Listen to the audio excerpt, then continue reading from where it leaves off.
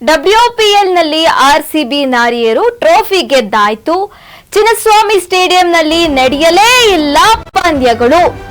ಚಿನ್ನಸ್ವಾಮಿ ಸ್ಟೇಡಿಯಂನತ್ತ ಒಲವು ತೋರದ RCB 2026ನೇ ಸಾಲಿನ IPL ಪಂದ್ಯಗಳ ಹಣೆ ಬರಹವೇನು? ಹಾಗಾದ್ರೆ ಯಾವುದೇ ನಿರ್ಧಾರ ಪ್ರಕಟಿಸಿಲ್ಲ RCB ಮ್ಯಾನೇಜ್ಮೆಂಟ್. RCB ಮ್ಯಾನೇಜ್ಮೆಂಟ್ ಮನವೊಲಿಸಲು KSCA ಪ್ರಯತ್ನ ಮಾಡ್ತಾ ಇದೆ ಅಂತ ಹೇಳಲಾಗ್ತಾ ಇದೆ.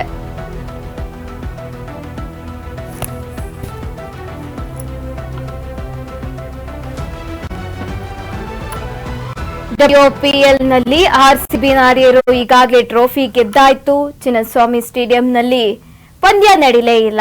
ಹಾಗಾಗಿ ಸಾಮಾನ್ಯವಾಗಿ ಅವರ ಅಭಿಮಾನಿಗಳಿಗೆ ಬೇಸರ ಆಗಿರುತ್ತದೆ.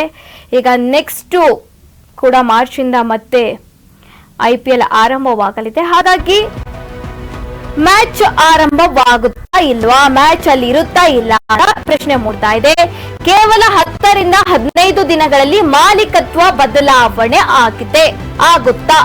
ಸದ್ಯ RCB ಒಡೆತನ ಹೊಂದಿರುವ ಓಡಿಯೋಜಿಯಾ ಸಂಸ್ಥೆ 15 ರಿಂದ 17 ಸಾವಿರ ಕೋಟಿಗೆ ಮಾರಾಟಕ್ಕಿಟ್ಟಿದೆ ಸಂಸ್ಥೆ. ಭಾರತ ಮತ್ತು ಲಂಡನ್ ಮೂಲಕ ಉದ್ಯಮಿಗಳಿಂದ ಬಿಡ್ ಮಾಡಲಾಗಿದೆ. ಮಾಲೀಕತ್ವ ಬಿಟ್ಟುಕೊಡಲು ಆತುರದಲ್ಲಿದೆ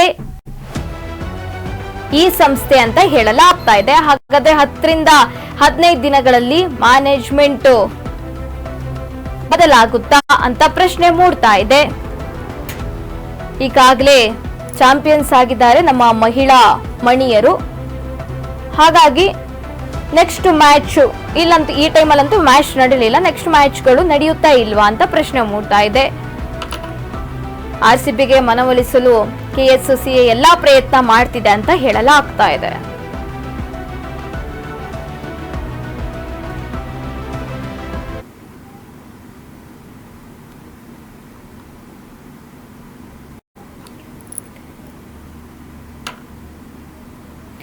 ಹೋಸಲಿ ಕೂಡ ಕಳೆದ ವರ್ಷ IPL ಮ್ಯಾಚ್ ನಡೆದಾಗ ಏನು ನಮ್ಮ RCB ಚಾಂಪಿಯನ್ಸ್ ಆಗಿದ್ರು, ಆ ಸಂದರ್ಭದಲ್ಲಿ ರ್ಯಾಲಿ ಹಮ್ಮಿಕೊಳ್ಳಲಾಗಿತ್ತು. ಆ ಸಂದರ್ಭದಲ್ಲಿ ಒಂದಿಷ್ಟು ಕಾಲ್ತುಳಿತ ಸಂಭವಿಸಿತ್ತು. 11 ಜನ ಮಂದಿ ಕೂಡ ಸಾವನ್ನಪ್ಪಿದ್ರು.